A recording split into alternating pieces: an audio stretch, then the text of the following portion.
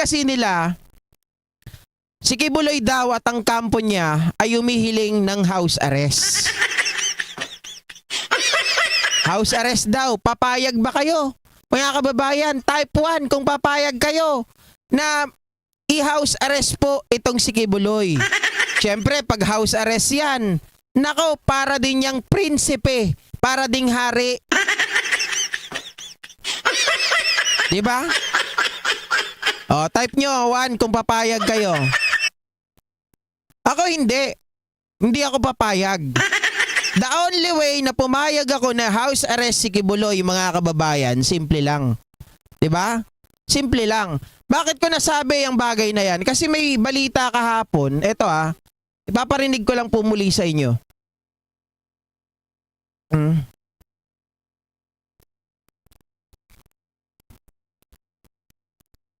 Saan may kasong child and sexual abuse si Kibuloy.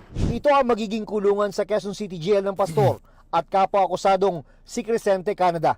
Sa female dorm naman ikukulong sina Jacqueline Roy, Ingrid Canada at Sylvia Simanes. Depende sa security assessment kung ihahalo ba sila sa ibang PDL o persons deprived of liberty. Kung ano ang treatment, how we classify, pagsiselda, Eto na treatment yun. sa isang ordinaryong PDL, ganun din po sa kanya kasi ordinaryong PDL lang po din yan sa paningin ng BJ. Ang gusto talaga ng kampo ni Kibuloy Ito ay house yun. arrest. Mga kababayan, ito po sinasabi rito, ang gusto talaga ng kampo ni Kibuloy ay house arrest. Ang kampo ni Kibuloy ay house arrest o mailipat siya sa kustudiya ng AFP. Bagay na kinontra ng Defense Department. Anito, mahigpit ang security protocol sa mga pasilidad ng AFP. Kaya hindi pwedeng gawing kulungan ng mga suspect na may kasong kriminal. Pinapaubaya naman ng Okay, so hindi po pwede, ayaw nilang pumayag. Pero ipipilit daw po ito ng mga member o ng mga tagapagtanggol ng kampo ni Kibuloy. Mga kababayan, ako sabi ko po sa inyo, hindi ako papayag. The only way na pumayag po ako na magpa-house arrest si Kibuloy, basta po siya ay ikukulong po sa kulungan ng mga aso. Papayag po ako. Ibibigay ko po ang 100% na aking pagpapasya. Sige Kibuloy, ikaw ay pwedeng ma-house arrest. Basta kasama mo yung aso sa kulungan at ikaw. Diba? Tama po, tagapagtahol. Tagatahol naman niya at tagapagtangol. Diba kasi tagatanga, mga tanga-tanga, tapos tagapagtanggol, kaya tanga-tanghol. Oh. Mga kababayan, yung judge sa Maka Duterte yon, pero ako naniniwala na hindi niya babaliktarin itong mapag-uusapan natin yan sa ibang mga video. Diba? Ito lang po talaga yung paraan para maniwala ako at papayag ako na si Kibuloy ay ibigay po, pumayag sa house arrest. Basta hindi po siya bibigyan ng special treatment. House arrest tayo, okay, sige. Pero doon ka sa kulungan ng aso, kasama mo ang mga pitbull. Hindi pwedeng sa sarili mong kulungan, hindi pwedeng sa sarili mong bahay, hindi pwede kasama mo ang mga night duties. Kailangan ang magna-night duty sa'yo ay mga aso na tatahol-tahol. At yung mga aso, dapat hindi po natin papaliguan. Pwede na ako doon. Diba? Doghouse natin ilagay. O pwede rin, mga kababayan. Haunted house daw, sabi ni Titi Gas. Pwede rin. Baka doon, mga kababayan. Total, sabi ng mga al-alia, sabi sa Ilocano, sabi ng mga ng mga white lady. Total, mahilig ka sa lady, ha? Tingnan ko lang kung mahihilig ka pa sa lady ngayon. Magpakita sa kanya yung mga white lady. Sabi niya siguro, ang ganda nito, ah. Ang bango, ah. Halika nga rito. Mag-night duty ka nga sa akin. Pagkakita niya siguro, mga kababayan, putya, siguro, kahit tayuan pa to, lalambot. Oh. Sabi ni Anastasia Lopez, huwag niyong pikunin yan, baka kunin ang kaluluwa niyo. Sarili nga niya, hindi niya mapakawalan kaluluwa pa namin. Sino maniniwala sa kanya? Di ba? Siya may-ari ng buhay niya. Yung buhay nga niya, hindi niya may pagtanggol. Buhay pa namin, gusto niyang kunin.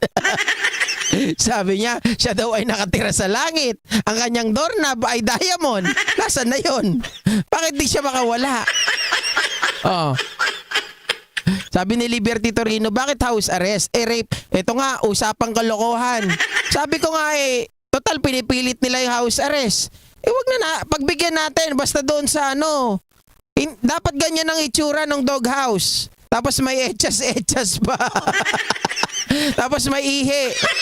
Diba? Tapos kakain din siya sa kainan din ng aso. Pwede yun. Oh. Isama na natin si Bato. Aso din naman niya sa dog. Totoo. Diba? Isa rin yan sa taga-tahol. Oh.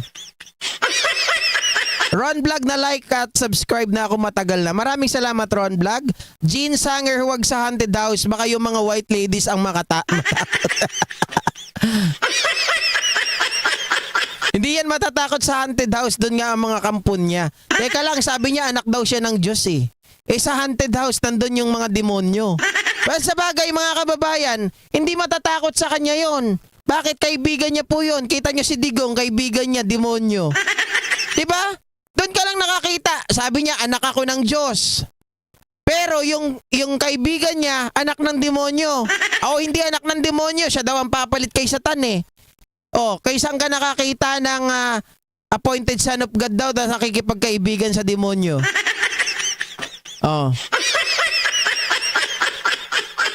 Sabi ni Robert Sembrano, sa akin Sir GP, payag ako sa kulungan ng leon at tigre. Pwede rin.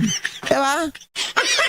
Basta dun sa walang special treatment at walang tinatawag tayong night duty. Walang magsiserve sa kanya. Siya mismo magsiserve sa sarili niya. Kakain siya sa kainan ng aso, kasama niyang matulog yung mga aso, 'di ba? Kasama niya yung mga etchas ng aso, kasama niya yung ihi ng aso, para maranasan niya kung paano yung ginagawa niya doon sa mga member nila na natutulog, wala man lang halos electric fan. Wala man lang, tabi-tabi sila doon, ang babaho na ata.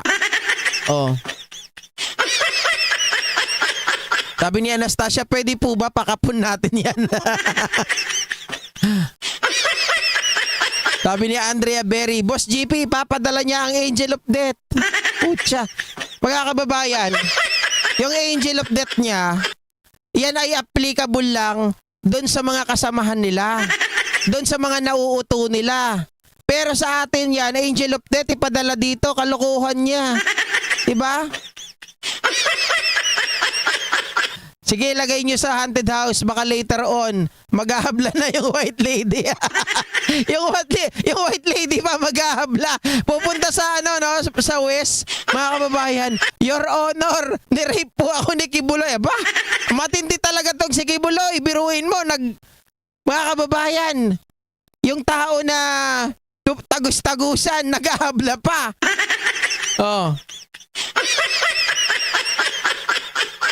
Okay?